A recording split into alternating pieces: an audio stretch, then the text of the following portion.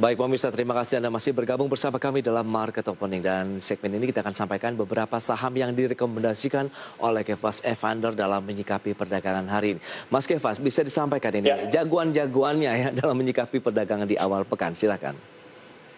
Oke, untuk tadi yang saya favoritkan masih dalam sektor perbankan ya. Tadi kan saya sudah sebut Bank Mandiri yang secara teknikal juga menarik, secara harga wajar juga masih menarik. Yang kedua itu ada Bank BNI. Nah, itu yang saya jagokan juga untuk baik jangka pendek maupun jangka yang menengah. Karena kalau untuk Bank BNI, untuk di trading jangka pendek kita perlu cermati di level 5.950, itu ada supportnya. Dan kemudian untuk resistensinya itu juga di level 6.700, itu yang perlu kita cermatin untuk jangka pendeknya. Tapi untuk jangka menengah, saya menghitung untuk harga wajar dari BNI ini ada di level 7.600 sampai 7.700. Ini masih harga yang wajar untuk BNI. Jadi baik secara fundamental ataupun secara teknikal jangka pendeknya juga masih menarik untuk saham BNI. Oke.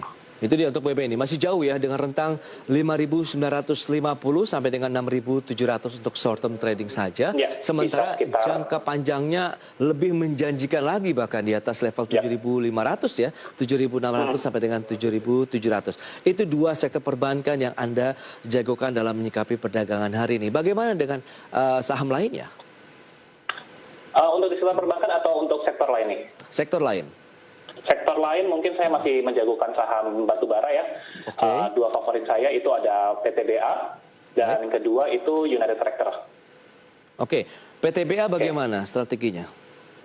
Oke, untuk PTBA strategi jangka pendeknya kita perlu cermatin hati-hati di level 2.700, itu ada support terdekatnya. Oke. Dan kemudian untuk resistensinya kita bisa menargetkan di level 3180. 3180 untuk short term? Untuk short term itu untuk yang terdekatnya. Oke. Tapi untuk yang medium untuk sampai long term, perhitungan target harga wajar saya itu sebenarnya masih bisa di level 3.200 sampai 3.300. Menarik juga ini untuk PTBA. Ini lebih terdorong karena harga komoditasnya yang sedang mengalami kenaikan, kemudian ada posisi China yang juga akan membeli batu bara produk Indonesia ini dengan dana yang cukup besar ya, 2 triliun lebih begitu untuk tahun depan begitu, dan sudah melakukan kita tahu ban terhadap sejumlah produk Australia khususnya untuk batu bara. Ini tentunya menguntungkan Indonesia, Mas Kefas. Betul sekali, sebagai produsen batu bara yang salah satu yang terbesar juga, tentu adanya kebijakan dari China itu juga membantu ya. Tapi kita lebih cermatin itu sebenarnya ke sentimen harganya saja ya. Karena kalau permintaan banyak tapi harganya juga turun juga itu jadi sentimen yang nggak menarik gitu. Tapi kalau kita ngeliat pergerakan harga batu bara dari pertengahan tahun sampai sekarang masih bullish terus, masih naiknya sangat tinggi. Dari level 50 sekarang kita udah di level 84. Dan kita tahu waktu komoditas berjaya, batu bara berjaya itu masih bisa di level 100-an. Jadi kalau trennya masih positif, ruang geraknya juga masih ada. Oke, itu berarti akan menguntungkan juga emiten-emiten yang berbasis batu bara di Indonesia ya. Salah satunya PTBA yang Anda jagokan peluangnya bahkan fair value sampai dengan 3.200 sampai dengan 3.300. Dengan posisi saat ini PTBA pun akan banyak cuan yang bisa didapatkan ya kalau kita masuk di dalam PTBA. Seperti itu. Oke, berikutnya apa saja? Berikutnya tadi yang saya sebut itu ada United Tractor ya. Kalau United Tractor ini kan juga mix ya, nggak cuma batu bara doang, ada emas, ada alat berat juga. Tapi secara kondisi keuangan juga sehat gitu. Nah, yang saya menarik sebenarnya United Tractor ini kan karena fundamentalnya kuat, dia tuh punya punya kekuatan kas yang tinggi gitu. Nah, kalau dia melihat ada peluang untuk akuisisi tambang ketika harga tambang ini lagi murah, sebenarnya ini masih peluang juga buat United Tractor. Kan kemarin 2 tahun lalu udah sempat akuisisi tambang emas gitu ya. Dari yang nggak ada sama sekali bisnis emas jadi ada, karena dia punya power yang kuat dari segi cashnya. Jadi perusahaannya sangat kuat dan fair value-nya juga masih ada di atas, itu sekitar 31.700-an sampai 32.000 lah. Itu fair value untuk United Tractor berdasarkan perhitungan saya. Untuk jangka pendek juga masih menarik, itu support ada di level 25.175 Mas. 25.175 sampai resistensinya ada di 28.475. Oke, 28.400. 28.500 lah kita bisa areanya di sekitaran itu. Itu dia range untuk jangka pendek dari UT ya. Memang masih menjanjikan. Kalau kita lihat pergerakannya sudah mulai positif dari PTBA maupun UT. Tapi kita lihat indeks harga saham gabungan hari ini, detik ini sudah mulai terkena aksi profit taking dan perbankan pun sudah mulai banyak yang jual nih. Ada apa begitu? Itu dia. Apakah memang profit taking yang tengah terjadi hari ini begitu, Mas Kefas? Ya kalau saya lihat sih seperti saya bilang, saya sih masih melihatnya ini mix lah, ya. Nggak akan kemana-mana. Wajar saja begitu ya? Wajar saja lah. Gitu. Oke. Anda melihat perbankan masih tetap kita hold apabila sudah punya? Kalau perbankan kan sangat cocok juga ya untuk jangka menengah panjang ya. Jadi tadi perlu dicermati aja level-level supportnya. Kalau udah dekat-dekat support sebenarnya mau tambah posisi menurut saya masih oke. Karena ya perbankan fundamentalnya kuat, kita bisa simpan untuk jangka menengah panjang, kita nggak perlu khawatir sih. Jadi justru mendekati level support, kita kalau mau nambah posisi, mau tambah porsi kepemilikan, itu malah saya rekomendasikan. Oke, itu dia kalau sudah punya amunisi tambahan mungkin bagi pemirsa, tapi kita sarankan juga bahwa pilihan investasi tetap kami kembalikan kepada Anda. Ada Bank Mandiri, BBNI, PTBA, UT. Ini kalau kita sudah punya, kemudian ada dana tambahan yang bisa didapatkan ataupun diperoleh, kita bisa masukkan kembali ya untuk 4 saham yang Anda rekomendasikan, Mas Kefas. Ya. Baik, tapi menyikapi perdagangan indeks harga saham gabungan yang fluktuatif, kita lihat beberapa saham-saham yang membuat tadi sempat indeks mengalami tekanan jual, ada Medco, Doit, kemudian Garuda Indonesia, cukup banyak dan beragam begitu. Apakah memang ini tadi mereka lebih kepada oke lah ini mau akhir tahun saya ambil untung dulu deh buat liburan atau bagaimana nih Anda melihatnya? Kalau saya memang melihat ya ini perdagangan nggak akan kemana-mana lah. Oke. Saya coba cek pergerakan IHSG ya. Kita lihat memang fluktuatif, baru pagi ini saja tadi sempat menghijau. Udah merah, udah hijau lagi. Iya. Iya, jadi ya menurut saya tidak akan melebihi level 6.200 sampai level 5.800. Oke. Di dalam 3 hari ini ya seharusnya nggak akan nyentuh high yang baru atau membentuk low yang baru. Mungkin sekitar di sini-sini aja. 6.000, 6.100, 5.900. Itu masih wajar sih, Mas. Masih wajar. Dan kalau kita lihat dengan saham-saham yang masuk dalam deretan top gainers, tadi PTPP sudah kita bahas. Kemudian ada Waskita Beton Precast atau WSBP. Hari ini masuk top gainers dengan kenaikan double digit, tepatnya di 12,78% di level 300. Ya. Nah, bagaimana WSBP? Sentimennya memang nampaknya cukup mendorong lebih kepada, saya lihat kalau saya pribadi begitu Mas Kefas, untuk tahun depan nih mereka melihatnya. Bagaimana menurut Anda? Ya, seperti yang saya katakan tadi, kalau dengan adanya sentimen dari SWF ya, dana pengelolaan untuk investasi negara, sektor infrastruktur sangat diuntungkan sekali gitu. Jadi kita lihat nggak cuma hari ini, udah 1-2 bulan terakhir sejak ada info Omnibus Law, kemudian ada SWF ini, sektor infrastruktur sangat diuntungkan karena akan ada pendanaan baru untuk proyek-proyek infrastruktur. Betul. Jadi pendanaannya lebih terjamin. Jadi memang sektor-sektor yang saham-saham yang berkaitan dengan infrastruktur itu menarik. Salah satunya Waskita Beton. Ya beton kan digunakan untuk pembangunan infrastruktur dan ini anaknya juga dari Waskita Karya. Jadi WSKP-nya naik, WSBP-nya juga naik. Ya menurut itu saya wajar-wajar aja sih. Dan kita lihat kan sektor saham-saham konstruksi juga hari ini mengalami peningkatan ya. Jadi sentimennya sih masih banyak positif sih untuk sektor ini.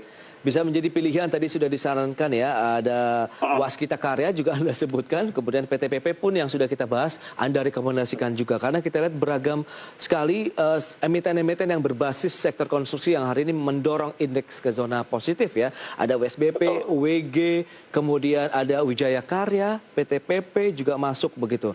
Memang kalau kita cermati menjadi salah satu sektor unggulan juga. Tapi kalau kita bicara mengenai komoditas, tadi sudah dibahas sektor pertambangan. Perkebunan bagaimana? Anda melihat kansnya cukup menarik atau kita tinggalkan dulu?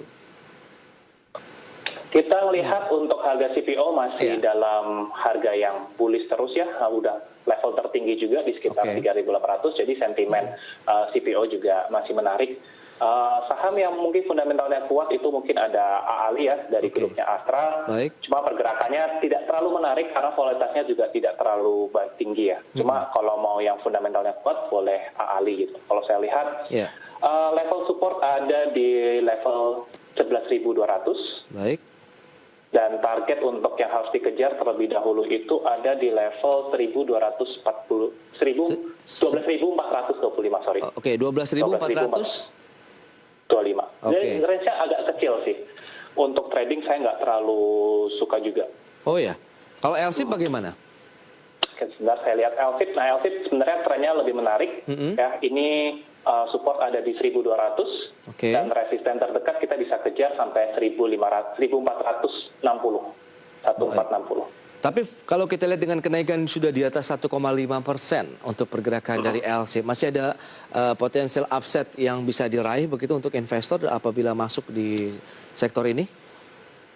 Again, kalau yang masih ketinggalan, kalau mau ngikutin tren boleh ya, tapi kalau berhati-hati kalau trennya udah mulai patah gitu aja. Jadi kalau trennya patah ya harus segera cut gitu. Kalau untuk yang trading jangka pendek gitu. Itu dia. Nah, tapi kalau yang udah telat mau masih ngikutin tren masih bisa karena memang trennya masih naik untuk saham LSIP.